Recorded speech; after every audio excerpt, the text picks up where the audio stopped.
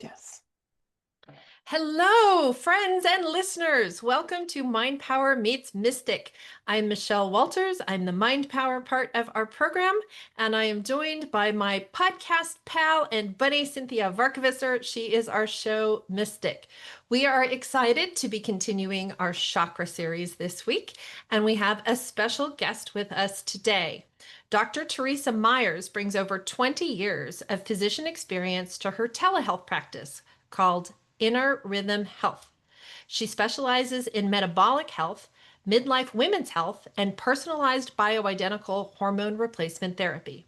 Central to her practice is circadian rhythm entrainment, aligning biological rhythms with natural cycles through targeted lifestyle interventions and hormone optimization. Her medical services are tailored to each patient's individualized needs through a collaborative approach that helps clarify and achieve personal health goals. This integrative approach combines traditional medical expertise with innovative modalities, including compassion based emotional regulation techniques, addressing both physical and emotional well being through comprehensive collaborative care. Welcome, Dr. Theresa. Thank you. So good to be here. Thanks for having me. I am so intrigued by your work and all the things that you do.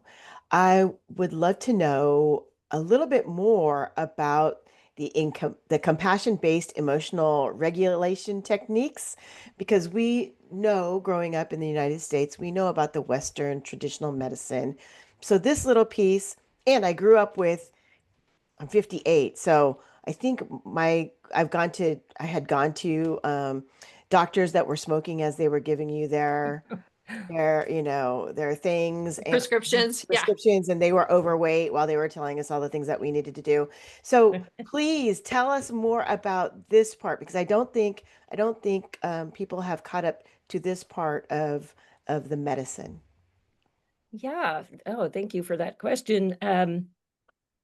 Compassion Key is a modality that I've only recently started studying in about the last year or so. And it's useful. I use it in a one-to-one format. It's also used by people with more training than I in group formats. Um, and it basically helps bring compassion that you direct your client to apply to anything that they are experiencing as a block or a disturbance. And so many things are related to traumas, if you will, whether it rises to the level of a clinical trauma or not in childhood that we then become unaware of. And by meeting that with compassion and insight, we're able to produce a change, produce a flow, and release some of those blocks. It's a technique that's very powerful, very quick. It's deceptively simple, relatively easy to learn, but like any other art, does have an art to it. But it basically takes from the patient or the client their own feedback to you about what they're perceiving or tuning into, and you then guide them to respond in pretty much the same words they gave you, but with loving compassion. I'm so sorry you felt that you couldn't bring your true gifts to the table because you would be punished if you did so. I'm so sorry. That's sort of an off the cuff example. So yeah, it's something I'm hoping to bring into my practice more. It's not necessarily part of the individualized treatment plan for every patient, but it's one I'm interested in exploring more. First of all, I love simple ain't easy, right? Simple That's is true. always simple, but simple is rarely easy because we're really smart human beings. And, because we are these smart human beings, we always create more drama than we need, right? So true. Um, and I love that the part of I'm sorry, there's something about someone saying that they're sorry that can heal something when someone else is the one that needed to say, I'm sorry. It's just that I'm sorry Mm. that needed to be filled. Michelle, with her hypnotherapy, also does not I'm sorry, but she also does that compassionate care with that Mm. piece. So Mm. I love seeing the connection between the two of you. So I would love to hear a little bit more. We have this going in with the sixth and seventh chakra. So why don't you tell us a little bit more about how people are coming in and how it ties into the sixth and seventh chakras? Great, yes. So just a little bit of what might be surprising stats for you and your audience are that 6,000 women in the United States enter menopause every day, and that's about 1.3 million a year. And my study revealed that about 94% of them know very little about their menstrual cycle or what's happening to them. And uh, to the hormone piece, 27% were treated with hormones in 1999 versus 5% today. So there's been a big change and information gap.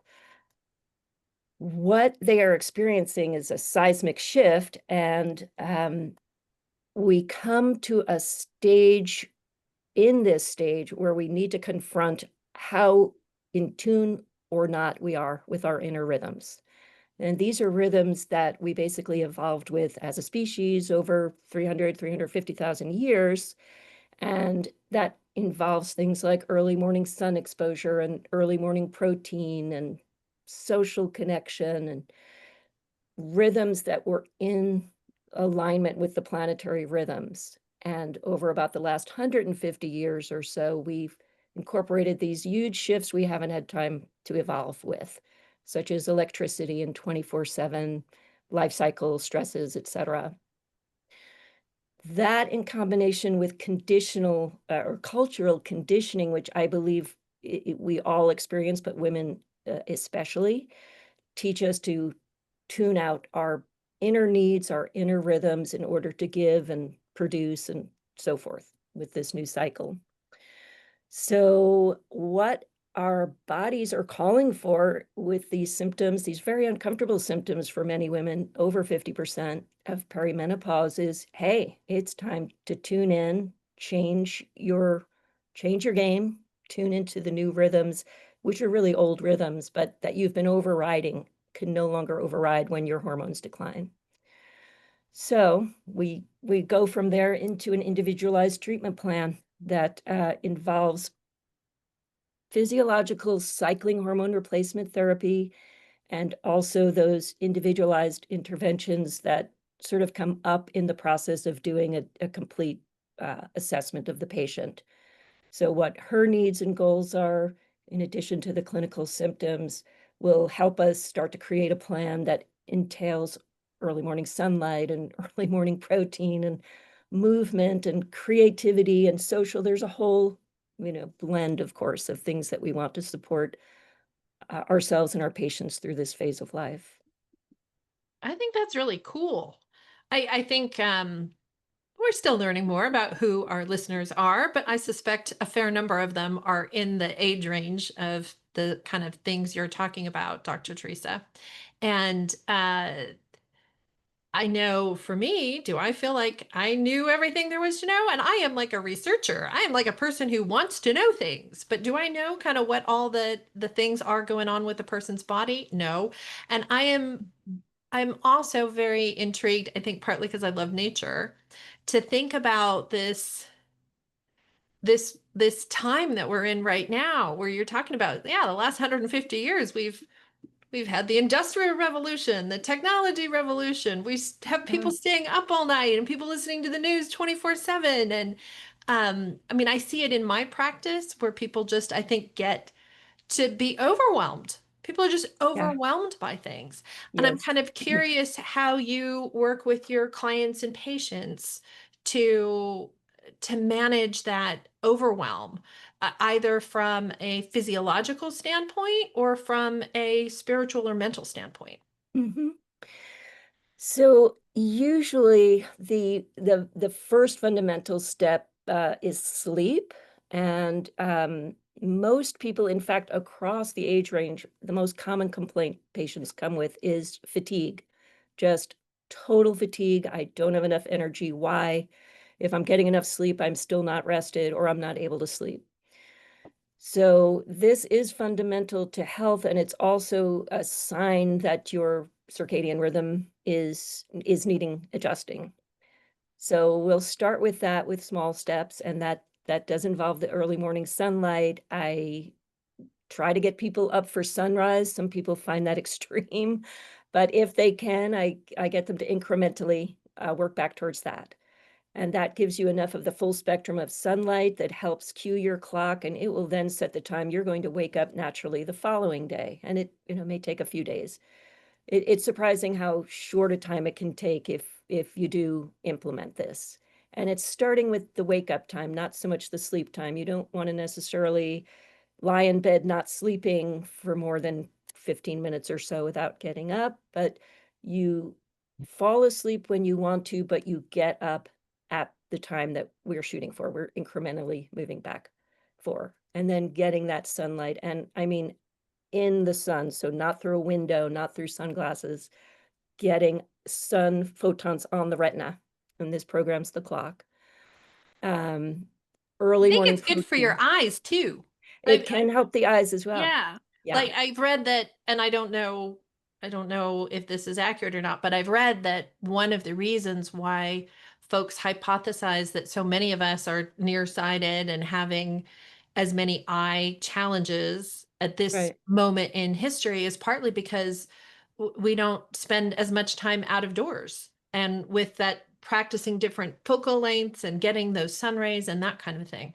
Yes. Yes. I've seen that too. And really, even if it's shady and even if you're not looking up at the sun, which of course you don't want to stare directly at the sun for long, but even if you're looking at reflected light off greenery or other parts of your field of view, you're still getting those benefits.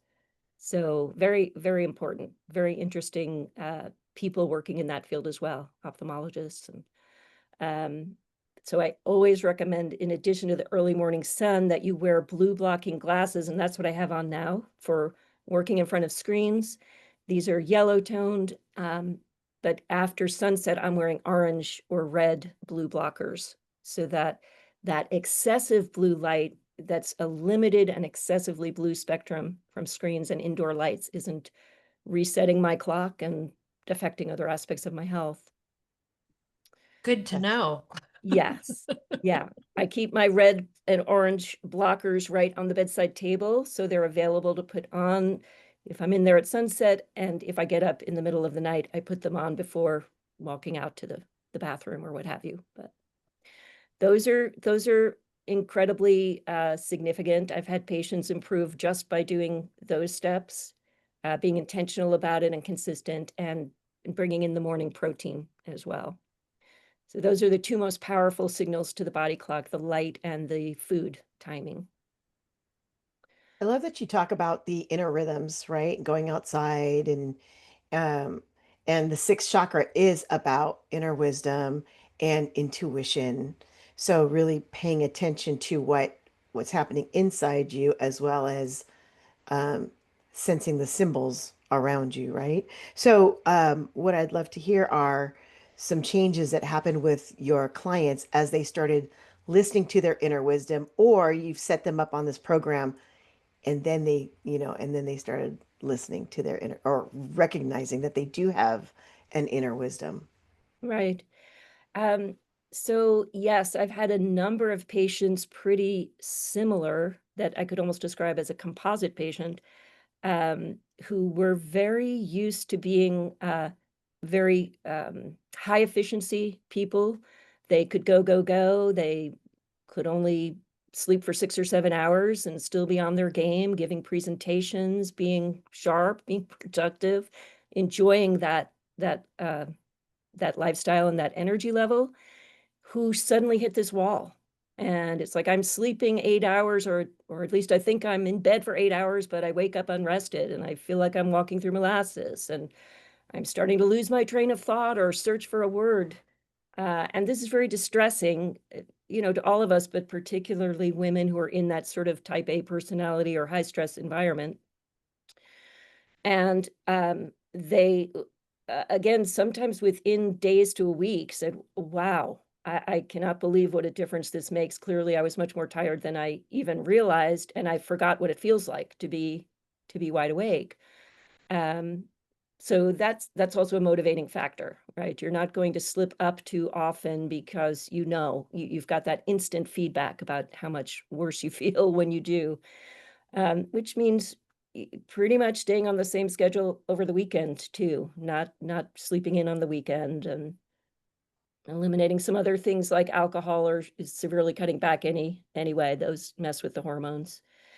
Um, the other piece is, I think that they just started making space for that, needing to tune into what else am I missing or have I forgotten about that I used to like to do or be able to do. And in some cases, it centers around food, because the other huge complaint for perimenopausal women tends to be the meno belly. So that fat accumulating around the center, people start to focus in a lot on food and exercise. So there are different body types, of course, and we can talk about that. And it's not really about dieting and overdoing, which is often a response in the younger years that no longer works.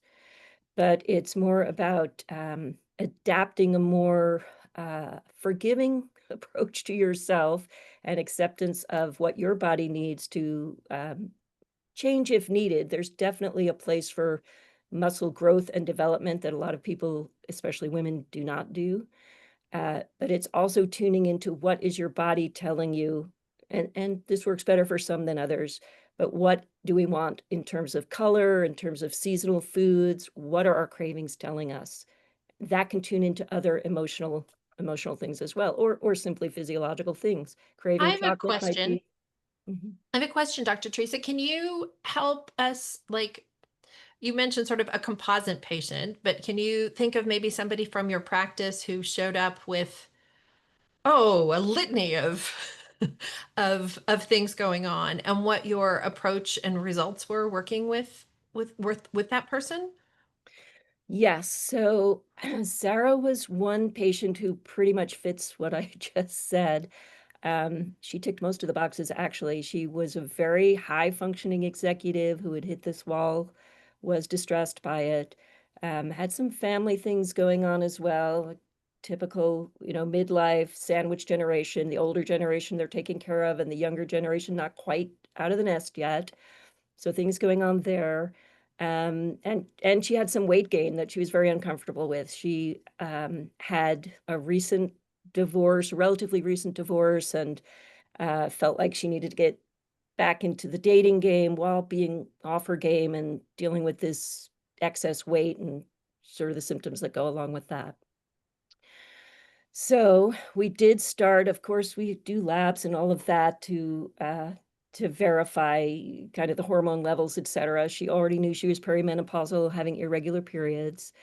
We did implement the bioidentical hormone replacement, which is physiologic cycling hormones that, if a woman is not cycling, will restore the period. If a woman is still cycling, will regulate the cycle and bring it back to regularity, because all those peaks and flows of both estrogen and progesterone are important for multiple bodily functions. And then we implemented the circadian rhythm entrainment, which is actually I was first introduced to by T.S. Wiley, who's the founder, kind of amazing woman, entrepreneur, who came up with the Wiley protocol. And that's this bioidentical physiological replacement therapy. In her two books, she kind of delves into this whole thing about sugar and stress and survival and light and dark and all of it. Just totally recommend these books to everybody. But again, we implemented that starting with sleep and just incremental changes, because you don't want to overwhelm, and there's a lot to do. But she's a driven person anyway. So when she started to get back some energy, the sleep improved and so forth, she was ready to take it on. So we did get some weight loss going with different strength training. I'm not a trainer. I definitely give people some guidelines, but refer them to personal trainers. I recommend people get with somatic practitioners, especially if they're kinesthetic types. So she did that. I don't remember exactly the modality, but there was a somatic practitioner who helped her tune into the body, um, places where tension was gathered. I think she had some back and shoulder stuff. And um, that was very helpful in getting through a lot of the grief she still carried from her divorce and moving on into the dating world. Um, Oh, I know a little about that. That is a whole nother thing, man. The dating world of today is super high stress. Super high stress. Well, it sounds like you were able to help her make some huge changes. I'm wondering, Dr. Teresa, how did you get into doing this kind of work? Not every medical practitioner decides to incorporate compassion stuff and inner rhythms. And to me, this distinguishes you. It sets you apart. And I'm kind of wondering how did this interest appear in your life and practice? right. So circadian rhythms were glancingly talked about in medical school very briefly, and it was more in the context of sort of historical physiological information and maybe of interest in severe sleep disorders. But through going through my own approaching perimenopause symptoms, came in contact with T.S. Wiley, basically her program, and practitioners who were using it. And so I was very inspired by her approach. She sort of bridged all of these areas of chronobiology and molecular biology and physiology and talked about those rhythms and how important they were and brought to the market this whole system of bioidentical hormone replacement therapy. I also got involved with Paul Jaminet's work, and that was, oh gosh, back around 2013, I guess. I was dealing with an autoimmune disease and went to his retreat for retreating and recovery, and he does an incredible job of teaching about circadian rhythms. And of course, it helps to be on a beach for a week where all your meals are cooked and you're absorbing all this information. But that was very profound as well. Um, the other thing that a lot of people don't know, and I tend to be a little cautious about disclosing, is that before I went to medical school, I engaged in clairvoyant training at a psychic institute at a metaphysical church. And so I did deal with energy work, energy healings. Okay, Got- now we're talking. Now you're in the Cynthia and Michelle space. yes, yes, Not that you exactly. weren't before. Not that Not you that weren't you weren't before. before, no, but so you were open to some of these kind of higher power, invisible energy kind of stuff even before you hit the halls of med school. I was. Yes, I was. And I did go on to medical school thinking, well, there's some gaps that I hit when I'm trying to work with energy healing and with especially body healing and what I don't know about medicine. And it was sort of a childhood dream I recuperated or restored with this thrive or curiosity to know more. And of course, I then found that medicine had its own gaps, right? And it didn't necessarily bring everything together, but I do bring them all together. Not necessarily doing energy healings per se, at least not overtly, but my intuition definitely informs how I treat my patients and interact with them. And I'm hoping, as I said, to bring compassion key maybe a little more front and center. We have to see. I'd like to. I'm looking in the new year into bringing more providers in a sort of team model where we could do some of these other programs, maybe on a group community level, something of that sort. Um, so yeah, I definitely love what you two are doing. I've enjoyed listening to your episodes and learning more about your approach to chakras. And Cinthia, you're just so very skilled at summarizing what not only what your guests are doing, but I listened to a couple of your solo interviews that I really enjoyed, where you talked about some of the strategies of intuition and how you use that in your life and others. And I just found it so interesting. Well, let's be real. You are actually being strategic about your intuition as well, right? Because you know how to approach people and where they are going to, where they're willing to listen and where they're willing to explore, right? So that's the beauty about intuition. And And you allowing people to say, well, what are you attracted to with your food? What are the colors? And for me, intuitively, um, colors, great. It's great for food, but it's also great in your environment. It's on so many levels, right? When you're Right. wearing it, it also affects you in a certain way. So, having the inner wisdom in that. So you're also very strategic in your intuition. And what a lot of people don't realize is that that's exactly what they're doing.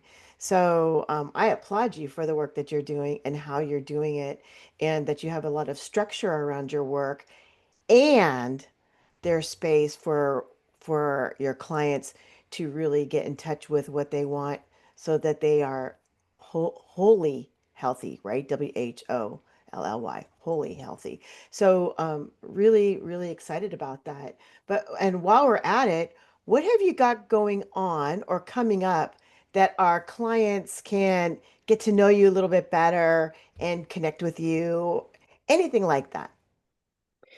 Well, nothing is set in stone yet. I did think about putting some kind of survey up on my website for your audience that will be ready once this is aired. That might help them uh, determine whether what I have to offer is for them and sort of sort some of their symptoms and concerns. I'm working on a workshop that I hope will come to fruition that involves a another coach who's an OBGYN, but who no longer practices medicine, is now a coach for moms, actually, and a musician who plays cello. And they've done some interesting work with presenting to people the emotional regulation aspects of music and the techniques of this coach. And Also known as sound therapy. yes, also known as sound I used to therapy. play cello, Yeah. so Oh my kudos. goodness, We love wow. cello. Yeah. I always You laugh would when love her. yeah, when people think about sound therapy, they think about crystal bowls. I'm so down with the crystal bowls. However, you throw uh some 60s music that I have great memories, or get some house club music. That's also sound therapy, right? Because it gets Yes, moving, it changes up your blood. So sorry, I didn't mean to totally. interrupt you, but No, no, no, the sound that's It great. therapy. sounds great, Teresa. Yeah, Well, I love this what you're doing. we will be touching base with you again as we go to publish this episode. Thank you so much for appearing today on Mind Power Meets Mystic. Dear listeners, thank you for being here and meeting Dr. Teresa and hanging out for a little while with me, Michelle Walters, and Cinthia Varkevisser. We would love it if you would share the podcast. Give us a rating, give us a review, give us a like on social media. All of your interest is valuable and really helps us to grow our message and our momentum.